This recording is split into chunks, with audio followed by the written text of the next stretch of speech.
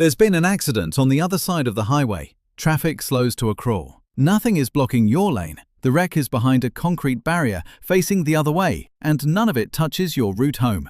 But everyone slows down anyway. You tell yourself you won't look. Then you look. Why? You feel a small flicker of something like guilt. You're a good person. You don't want anyone to be hurt. And yet, your eyes locked onto that twisted metal as if pulled by an invisible string.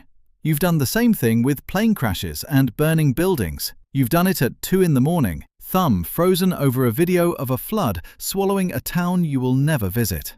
But the real answer is far stranger than guilt. You are not broken. You are behaving exactly as you were designed to. That pull you feel toward catastrophe, the one you're quietly embarrassed by, is one of the oldest programs running inside your head. It kept your ancestors alive for millions of years, and it did not switch off just because you now watch disasters through a glowing screen instead of from the mouth of a cave. So let's go back. Imagine you are standing on a plain 100,000 years ago. The grass is tall, the sun is going down. Somewhere in the distance, you hear a sound you don't recognize. Maybe it's nothing. Maybe it's the wind. Or maybe it's the thing that eats people who assume it's the wind. Here is the strange arithmetic of survival. If you ignore a sound that turns out to be nothing, you lose a few seconds of peace. If you ignore a sound that turns out to be a predator, you lose everything. The cost of those two mistakes is not equal. And over enough generations, a brain that pays sharp, sticky, unavoidable attention to danger will outlive a brain that shrugs. The relaxed ancestors did not become your ancestors. The nervous ones did.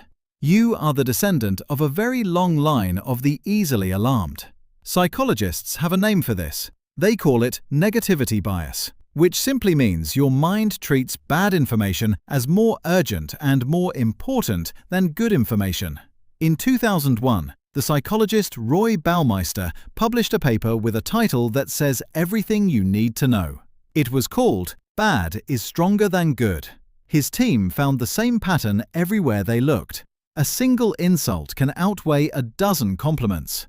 One frightening event can erase weeks of calm. Losing money hurts far more than winning the same amount feels good. Your brain is not trying to make you happy. Your brain is trying to keep you alive. And to a survival machine, a disaster is not entertainment. It is data. It is the most valuable kind of information there is because it answers a question your ancestors could not afford to guess at. What went wrong for that person? What killed them? And what do I need to do so that it never, ever happens to me? Deep inside your brain sits a small almond-shaped cluster called the amygdala. Think of it as a smoke detector. Its only job is to scan the world for threats and to scream the moment it finds one. It does not wait for permission. It does not check with the thoughtful, reasonable part of you first. The neuroscientist John Cassiopo measured this directly, showing that the brain reacts faster and more strongly to negative images than to pleasant ones, before you are even aware of what you are looking at. By the time your polite, civilized mind says, "I shouldn't stare," your ancient smoke detector has already turned your head. But here is where the story gets stranger. Because it isn't only fear that pulls you in. There is something else woven through it. Something that feels almost like appetite. You don't just glance at the disaster, you want to know more. Researchers have started studying this directly, and they gave it a name that sounds like a contradiction. They call it morbid curiosity, the strange hunger to learn about danger, death, and violence, even when nothing forces you to. A scientist named Colton Scrivener built an actual tool to measure it. A questionnaire he called the Morbid Curiosity Scale, and he discovered that this trait is not rare or twisted, it is ordinary. It is spread across almost everyone, in different amounts, like height or appetite. And then he found something no one expected. During the pandemic, when the whole world was living inside a slow-motion disaster, Scrivener and his colleagues looked at who was coping best. It was not the people who avoided frightening things. It was the horror fans, the people who watched scary movies, who read about plagues, who leaned into fear on purpose, turned out to be more psychologically resilient than everyone else. They were less anxious. They were more prepared. They had, in a sense, already practiced. That is the twist your instinct is built around. Watching disaster is not weakness, it is rehearsal. When you watch a house burn, some quiet part of you is memorizing the exits. When you watch a stranger's terrible decision unfold, you are running a private simulation, learning the lesson without paying the price. You are downloading survival information from someone else's worst day. Every horror story your ancestors told around a fire was doing the same job, passing danger from one mind to another so the tribe could face it, having already, in imagination, survived it once. You are not drawn to catastrophe because something is wrong with you. You are drawn to it because your ancestors who paid attention lived, and the ones who looked away did not. But now think about the world you actually live in. For almost all of human history, disaster was rare and local. You might witness a handful of truly terrible things in an entire lifetime, and each one taught you something you could use, because it happened near you, to people like you, in a place you understood. That is no longer true. Today, every catastrophe on the entire planet can reach you in seconds. A brain shaped to notice the one danger in your valley is now fed every fire, every crash, every collapse, every act of cruelty happening across 8 billion lives, all funneled into a device that fits in your palm. Your ancient smoke detector was built for a house. Now it's wired to the whole world. And there are people who understand this about you, even if you don't understand it about yourself. The researchers Mark Trussler and Stuart Soroka ran an experiment where they told participants they were testing something ordinary, then quietly watched which news stories people actually chose to read.